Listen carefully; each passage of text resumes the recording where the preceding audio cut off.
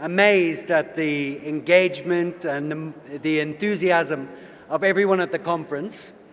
I'd just like to begin by giving a round of applause to all of our delegates and all of our speakers for so far.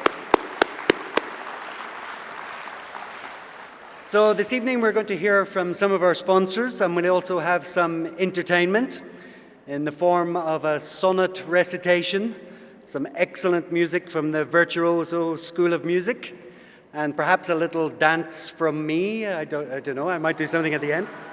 We'll see. I'll get started. I've got a bad leg, sorry. Anyway, to begin with, we have a birthday celebration. So that's a good start. As you can see, today is my 25th birthday. So thank you very much. Very kind of you. I know some of you thought I was 24, but no. Anyway, we're going to start by introducing Stephen Carey. Stephen is a Master of King's College London, and he leads the global marketing of the IELTS test at the British Council. As a former ELT teacher, Stephen is passionate in his belief in face-to-face testing, not only as a valid and reliable indicator of a student's progress, but also as a measure to promote spoken interaction in the ELT class. Stephen has many years' experience in marketing in various countries and is a passionate promoter of the IELTS test, enabling life-changing opportunities for students, teachers, and examiners alike, as well as connecting people across the globe. Can I introduce Stephen?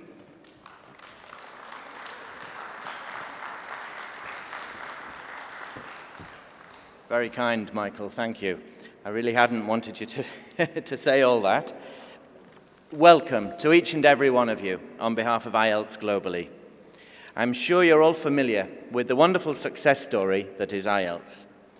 Owned by the British Council, IDP IELTS Australia and Cambridge English, IELTS is the world's leading secure international English language test for higher education and global migration. And, in fact, it's IELTS that's celebrating its 25th birthday this year. You probably all know that over 9,000 organizations accept IELTS scores in many countries around the world, and over 2 million tests were taken last year at over 900 locations. But the aspect that I find most fascinating is the part that IELTS is a global tool for global mobility, for all those involved in it, actually. Teachers, examiners, administrators, but especially the test takers. IELTS helps people change their lives, as it can be used for so many different things in so many different places. The same people are using it for entry to undergraduate study in the UK or the USA, then perhaps coming back home, to India in this case, and using it to prove their English language skills to employers. And then deciding to use it again to move on to study perhaps a postgraduate, perhaps in Europe or again in the USA. More people going more places with IELTS. Now let's see what our test takers and our test users have to say. 25 years of providing better opportunities. 25 years of helping people realize their dreams. 25 years of developing a global test. 25 years of opening doors to a brighter future. 25 years of IELTS.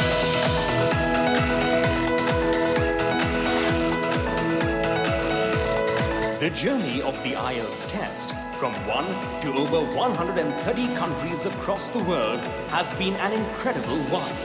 The International English Language Testing System was launched in 1989, jointly owned by British Council, IDP IELTS Australia, and Cambridge English Language Assessment. A revised version of the IELTS was introduced in 1995. In 2001, a revised version of the speaking component was launched. The lady I spoke with was really professional, because when I got in, when she came to the door, she met me and she was like, "Hello, hola." So I was thinking I was gonna knock on the door and come in. So I was surprised that someone just walked to me and had to bring me in. So I felt like, I'm some kind of celebrity. In 2013, over 2 million candidates had taken the IELTS test. Today, IELTS is accepted by more than 9,000 organizations in over 135 countries, and over 14 million candidates have taken the IELTS test since 1989.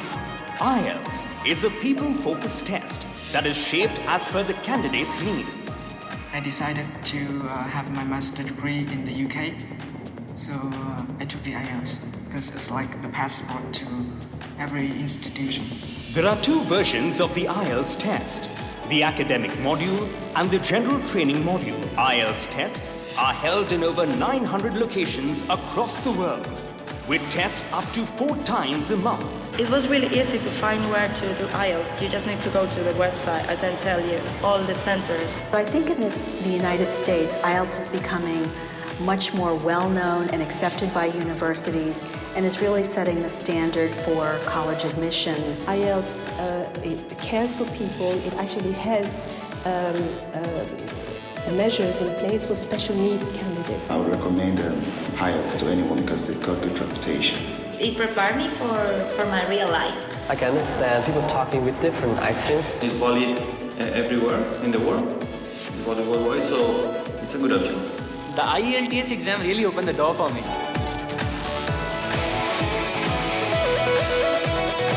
IELTS, helping you go global for 25 years.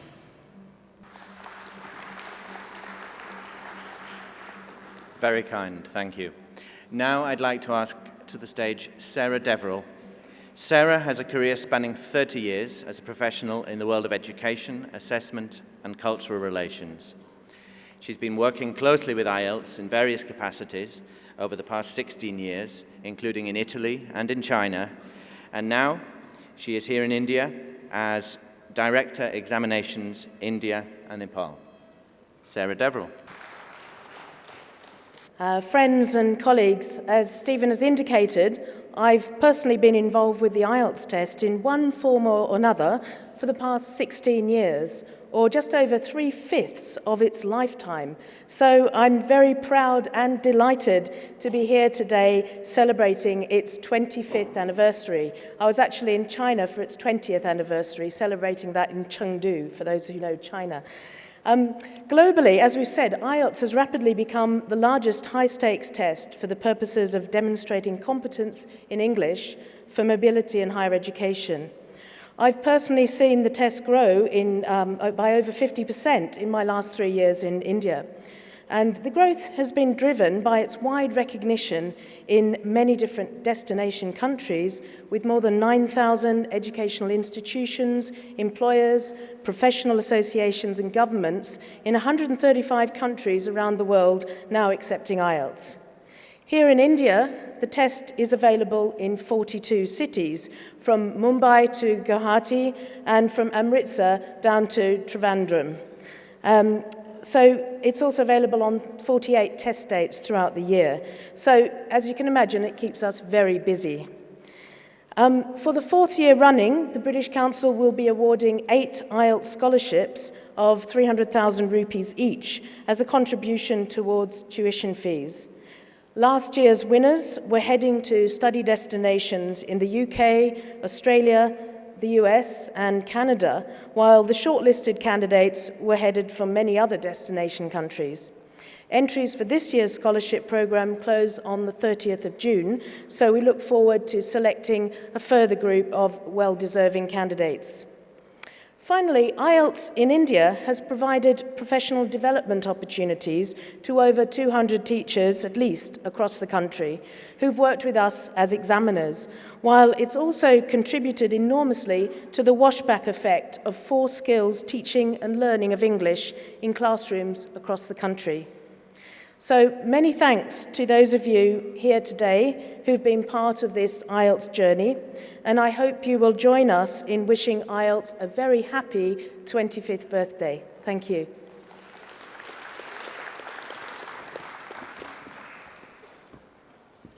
And now the moment is arriving.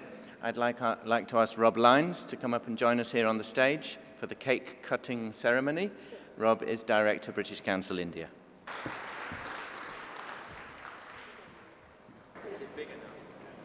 My wife sees this at home, she thinks I'm getting married in again.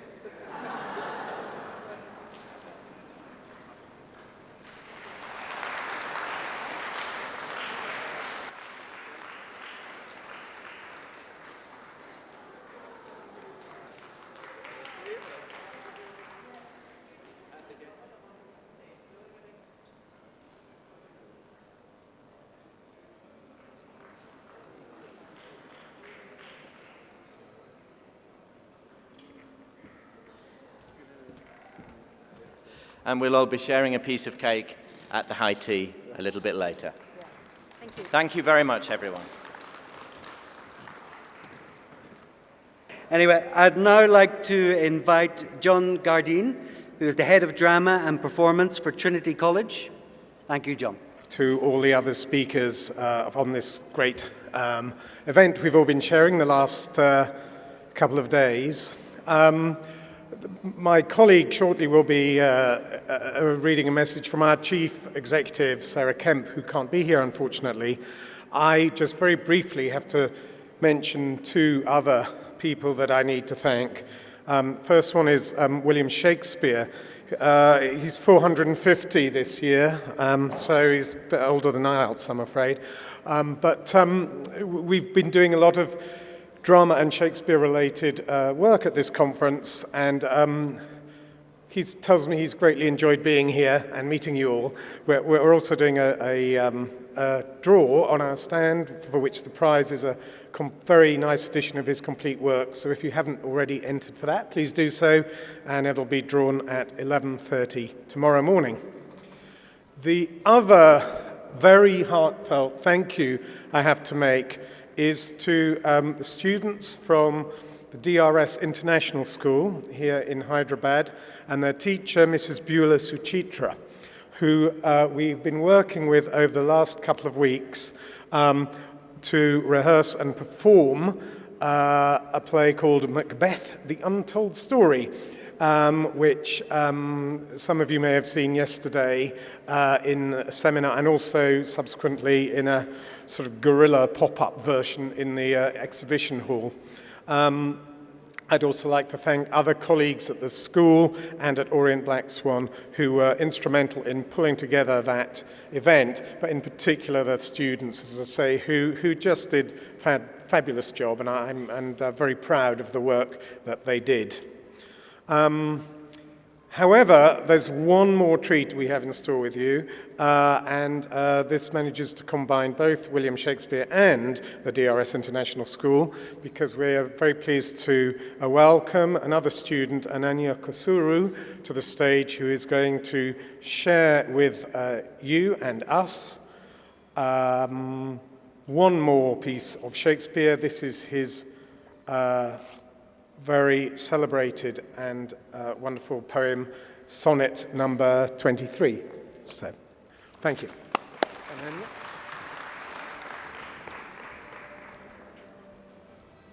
As an unperfect actor on the stage, who with his fear is put beside his part, or some fierce thing replete with too much rage, whose strength's abundance weakens his own heart.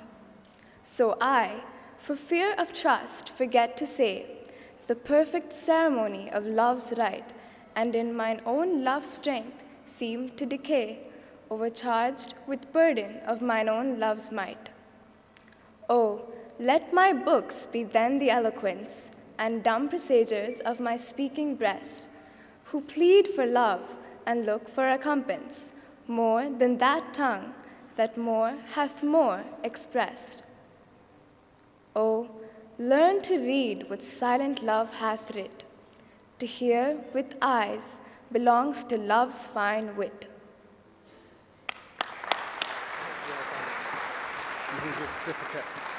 Thank you. Okay, thank you very much.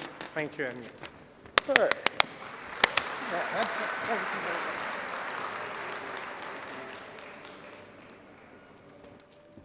Thank you very much to John and Ananya. I'd now like to invite Elaine Boyd from Trinity College London. Thank you. I always find I'm very short on this podium, so I've put very high heels on so you can see the top of my head. as John said, Sarah Kemp is our Chief Executive. She can't be with us tonight, and I'm reading this message on her behalf. She sends you all her best wishes. She wants to say thank you to the Council for continuing to organise what I think is a very important event, this event for teacher educators, and we're very proud to be a gold sponsor of this event. We think the event is critically important because it provides crucial support and a community for teacher trainers, opportunities for them to network, and opportunities for us to get to know you, the trainers, and the teachers, and your various needs. A unique opportunity for us, actually. It's a place for us to talk about our teaching leadership and introduce the Trinity Way. Our core focus is in developing communication skills, and we do this through a number of ways, as you've probably seen: drama, our spoken language exams, music, and our specific qualifications in communication skills. Trinity is also very proud from this year to be supporting the Central Board of Secondary Education in its hugely important aim to improve speaking and listening skills in English throughout all their schools in India, Southeast Asia, and parts of the Middle East. These are very real challenges because of the ambition and the scale of the project, which I know you'll be aware of. Trinity's approach is wholeheartedly to begin with the support and training of teachers and teacher trainers to help them deliver the ASL project. We've been in India already for 130 years through our music exams, and so we have a long-term commitment to India and to its teachers. Sarah wishes everyone well. She hopes you're enjoying the conference as we do. Thanks to the Council again, and to all you teachers and trainers for your dedication and support of India's tomorrow, her children.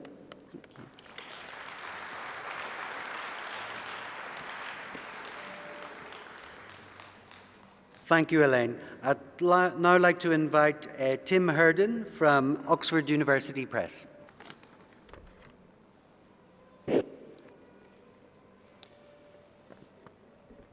Good evening, everybody. My name is Tim Herden. I work for professional development in OUP, and professional development is one of the key players within the press. We provide support to teachers worldwide in a number of different ways. OUP's recently developed motto is shaping learning together. We regard this as a fundamental message that we want to get across to all of our customers, both potential and existing. And I have to say, on behalf of OUP, that we are very, very, very pleased to be part of this magnificent conference. Working with the British Council to support this event for the last 4 years has given us the opportunity to connect with you, with teachers, with teacher educators, and to learn how we can support teachers better in the classroom. It has also helped us learn how to bring about change with you and development and improvement in English language teaching. Without conferences such as this, this would not be possible. Now, I'd also like to say that in the 21st century, skills such as collaboration and communication are absolutely vital, both for students and for teachers. And whatever anyone says about the use of technology in the classroom, and whichever way you may have voted yesterday in the OUP debate, I believe that we all agree that technology such as the internet and social media now allows us to reach beyond our classrooms and our staff rooms, to reach beyond the walls of our schools and universities and homes, and to communicate with other educators globally. OUP takes advantage of this in a very, very active way And with our webinars, with our OUP ELT blog, with our YouTube channel, Facebook, Twitter, all of these media allow us to communicate with you, and perhaps more importantly, to allow you to communicate with each other, with other professionals elsewhere in the world, and with English language authors working for OUP, and with other ELT experts. So, if you have never done so, I invite you sometime before the end of this weekend to just Google OUP ELT blog, read a couple of articles, click on any of the social media buttons that are also there, add a comment, join the stream of thought and of collaboration and of comments that you will find there. Before I finish, I also have to announce the very glad and welcome news of a prize winner for the TEC 2014 Oxford Most Innovative Teacher Competition. The adjudicators of the competition thank all the writers for their entries. An outright winner emerged with the highest score of 90%, and then there were runners-up who also scored 87%. So, the first prize, drum roll, goes to, and I'm worried about my pronunciation, Gauri Sarkar. And you don't have to come here. You don't have to come here, Gauri Sarkar, because I don't have the prize with me. But please, please do go to the OUP stand tomorrow at 11:30, where we will be able to present you with your prize. The consolation prizes go to Sayeda Kateya, Purvi Vora, and Sangeeta Kapadia. Please go also at 11:30. And I apologize for mutilating the pronunciation of your names.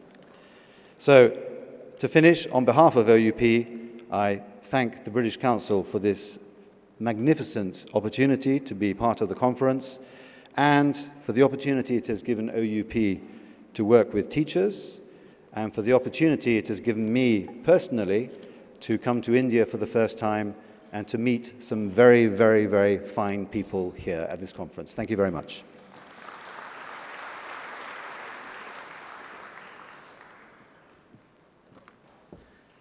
Thank you, Tim. I'd now like to invite Preeti Hingorani, who's from Cambridge University Press. Good evening, ladies and gentlemen. It is an absolute delight to be here.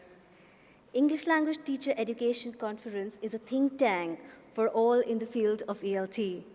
It gathers exceptional individuals like yourself, all who can make a practical difference in the world of English language teaching. Cambridge University Press, with its 400+ years of experience, takes pride to be a part of this event as the gold sponsor. It's a platform for us to learn, share, collaborate, and engage with you, and at such a wide platform for innovation. On behalf of the Cambridge University Press, I would like to thank British Council, EFL-U, and all teacher educators to make this event such a great success. The world of learning and education has changed and evolved over the past 4 centuries that we have been existing. But the need for high-quality learning material has never changed, and neither has our mission to provide them. Our mission, as it has always been, is to advance learning around the world by publishing to the very highest standards the latest in thinking and research. To achieve this, we are committed to supporting innovation in learning and teaching. We publish ensuring our resources are accessible across the globe in print, digital, online format. There's a lot that we are talking about, and if you'd like to see, do visit our stand outside. Cambridge English combines the experience and expertise of two world-leading departments of University of Cambridge, Cambridge English Language Assessment and Cambridge University Press. Cambridge English is a unique approach to teaching, learning, and assessing English, driven by world-class research and profound commitment to delivering educational value for the benefits of learners, teachers, educational institutions, employers, and society as a whole. Thank you very much, and I do wish you have a lovely evening today. Thank you.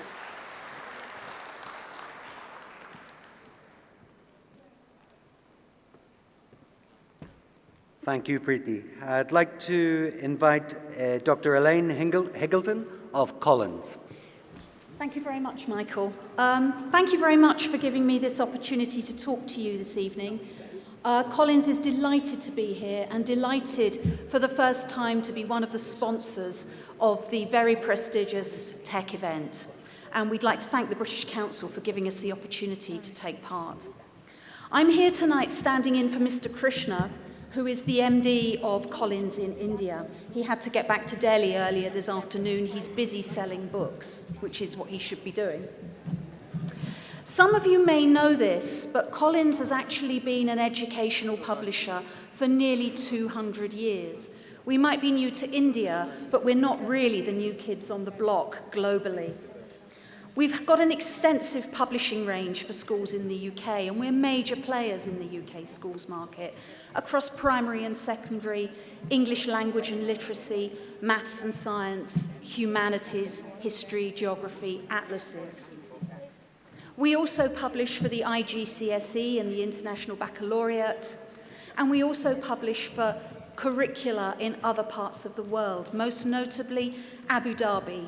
The Abu Dhabi Education Council take Collins books for maths, science, and English literacy across a range of levels for their schools.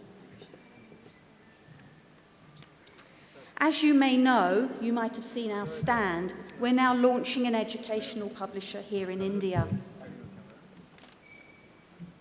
Many of you will know our dictionaries, our school dictionaries, which have been sold in India for a long while, and our atlases. And you might have seen our first practice books and our first resource books at our stand, and I'd urge you to go and have a look if you haven't. And we're now developing course materials for schools here in India. We've got an editorial team based in the Noida office in Uttar Pradesh, just outside of Delhi, and I'm delighted to say that Mansoor Nazir, who's our head of editorial for ELT, is here with us tonight. Take a bow, Mansoor, please. And we're working with local teachers and local authors to develop our first full courses for schools in India for ELT, maths, science, and computer science. And these will all be coming in September 2014. Contrary to some of the rumours I've been hearing, we're not bringing our UK courses into India. We're working with local authors. It's obviously very important that we do that. What we are planning to do, though, what we do hope to bring in from the UK is our brand values, the Collins brand values that are at the heart of all of our publishing. Our authority, our books are very comprehensive, and the content that we deliver for teachers needs to be exactly what teachers here need to develop to deliver the Indian curriculum. So we'll be giving you the content that you need. We'll also be developing a clean and clear layout, a design that supports the pedagogy and that makes learning easy.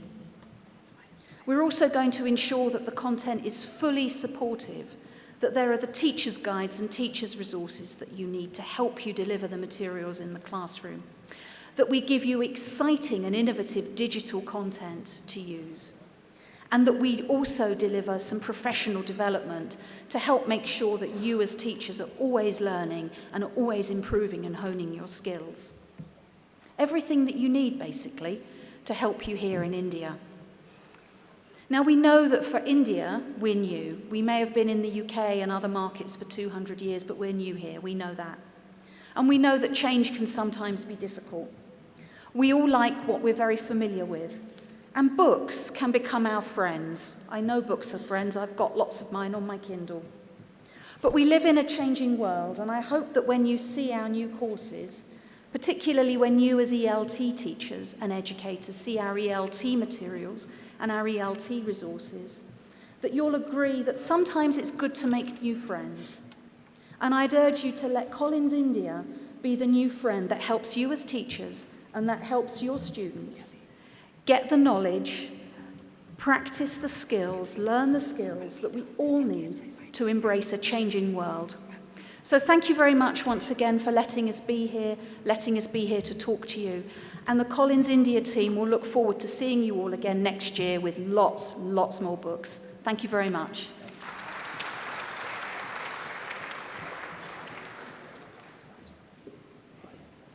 Thank you, Elaine, and thank you to all our sponsors. It's worth noting that without our sponsors, there would be no TEC. So thank you very, very much for all of your support and all that your contribution to the conference. Before we move on to high tea, we're going to have a little bit of music. If you look over to your right, we have the Virtuoso School of Music Excellence, which I believe is based in Hyderabad. Wave. Hi. Thank you very much. Here we go. Good evening, dear teachers, and all you lovely people present in this lovely hall this evening. The name is, well, how I wish I could stylishly pull out my gun and say Bond, but yours truly is Parvati, a happy 4th grade drum student of Virtuoso School of Music Excellence. We are from the other end of town, and we are extremely delighted and thankful, particularly to Mr. Paul Gunashekar, Dean, English and Foreign Languages, University and the British Council, to be presenting music in the sidelines of the Teacher Educator Conference 2014. We will shortly get into the act. We are just about 20 minutes of music for you for this evening. But before that, I thought I'd share a thought which cropped in my mind when I was running through this conference details. I believe the 3 days conference, the main theme is innovation. Innovation in teaching, innovation in English, language, teacher education.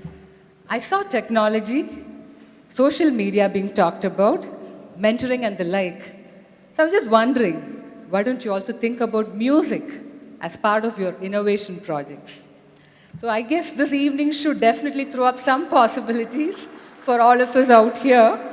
So we'll now get on with the show. The first item is a couple of piano recitals by a young lady, Arushi Bishnoi. She would begin with Bach's Allegro in G. A little about the composer before she begins. Immanuel Bach was an influential composer working at a time of transition between his father's Baroque style and the classical and romantic styles that followed it.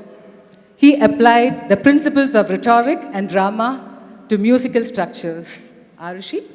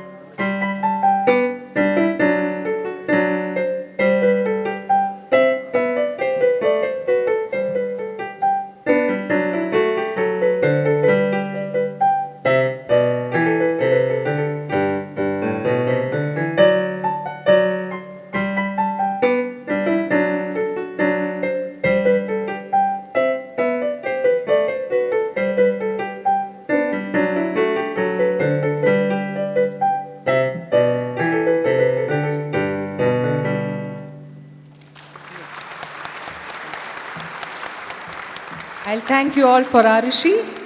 Now she'll play for us a jazz piece, Dave Stapleton's Blue Sky Blues. A little on Stapleton for you. He graduated in classical piano from the Royal Welsh College of Music and Drama in 2001, fairly a young person. He's now a very important figure in UK jazz scene, a jazz pianist of unusual abilities, also a composer of beautiful lyrical tunes and film scores, and definitely more. So here's more from Bach to Stapleton from Arushi.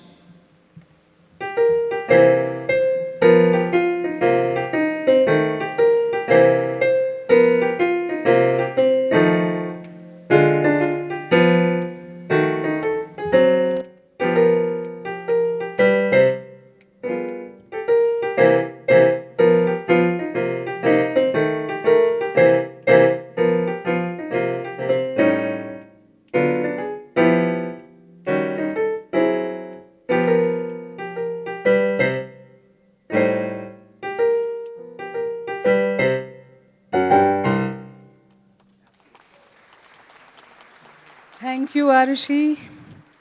I now invite Amogha Kolluri and Kyati Bhardwaj to play for us on the violin, 2 pieces again. They'll begin with Handel's Menuet.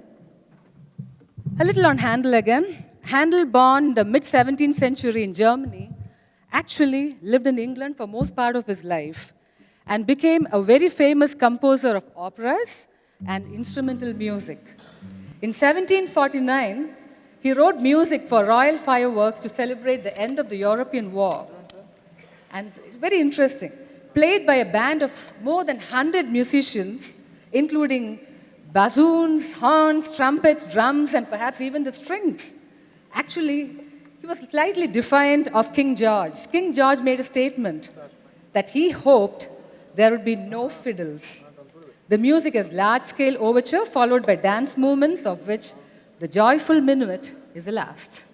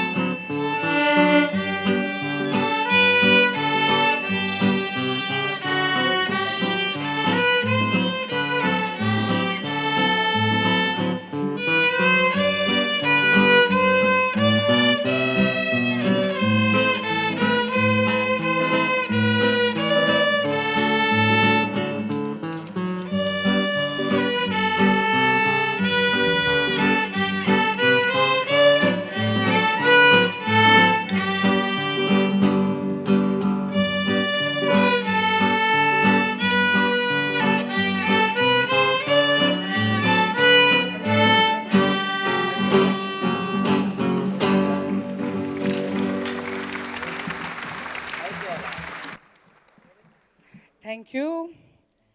Now, I heard somebody say, or rather apologize, a disclaimer in advance for pronunciation, so you may have to forgive me as well. Next, we'll have Brahms' Sandmanken.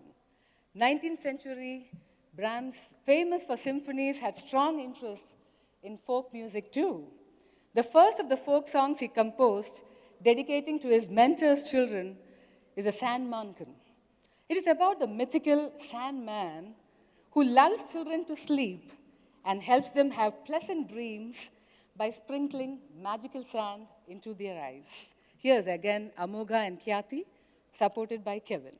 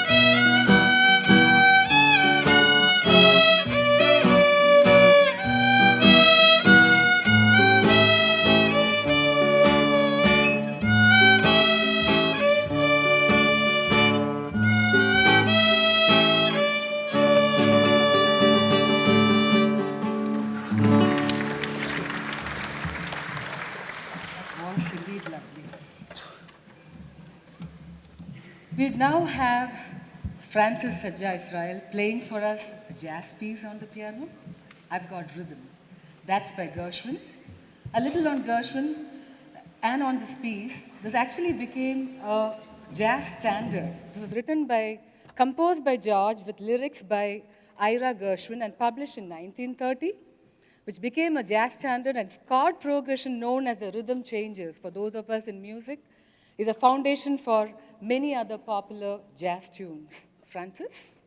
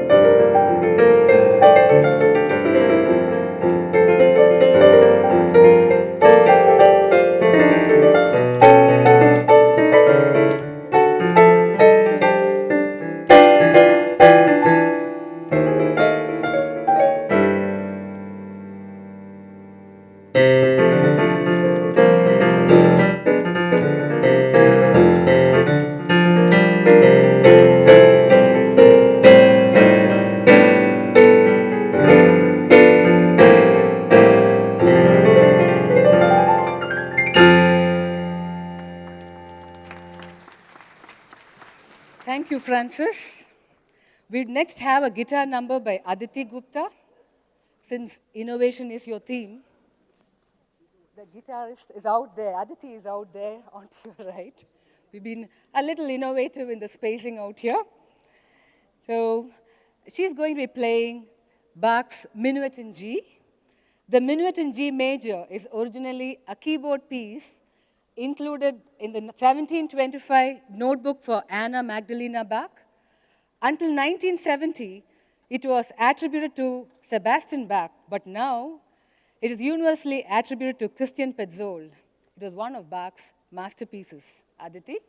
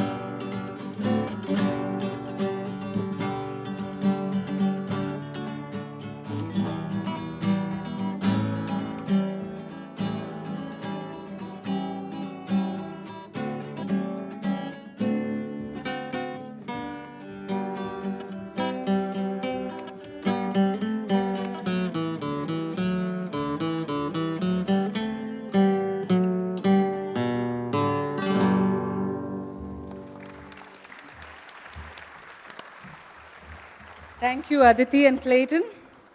Okay, who do we have here next to entertain us? None other than the Dudes Brood. The students from Virtuoso, we call ourselves the Dudes Brood, and the Skyfall. Of course, the cool dude, Mr. Clayton, would lead and accompany them on the keyboard. I now invite to take the stage. We are actually already on stage. The vocalists, Winnie Matthew, Dhriti Vitlani, Arushi Bishnoi, Gayatri Nayak, Sejuti Esther. And on rhythm guitar, we have Aditi Gupta and Rahul Raju on the bass guitar and Gaurav Nayak on the drums. Skyfall it is for us.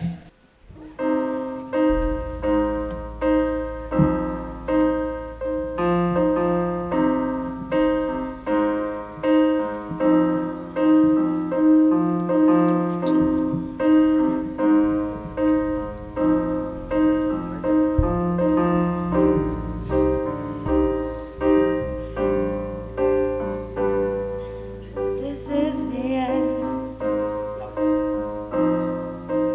Old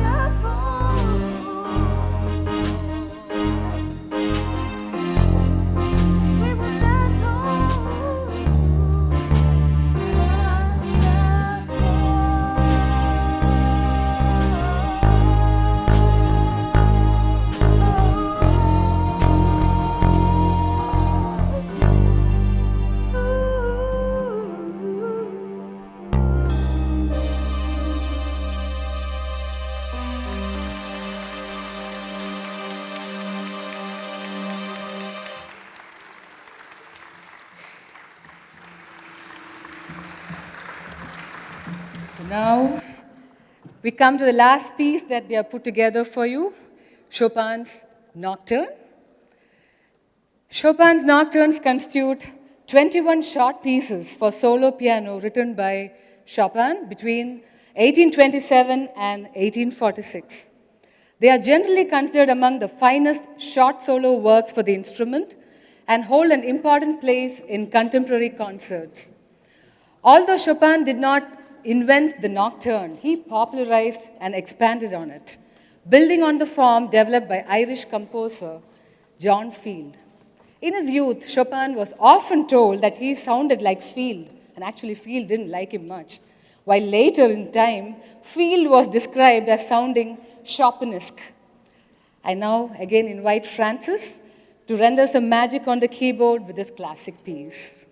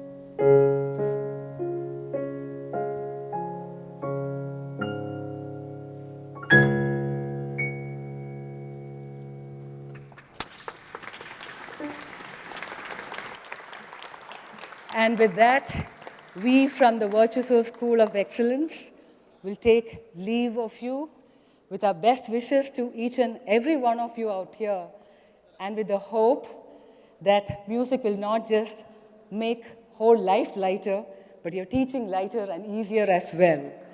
Been my pleasure to be with my schoolmates here today. Pleasant evening.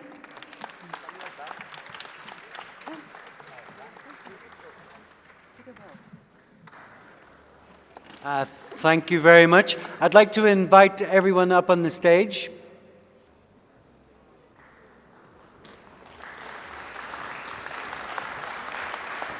Thank you very much.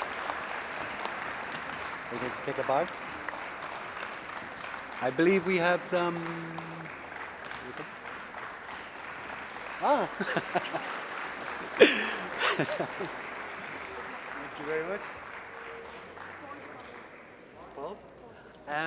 I'd like to invite Paul Gunneshaker, who's very kindly organised this whole thing for us. Thanks very much, Paul. Paul's going to come up and give a few prizes. Thank you very much.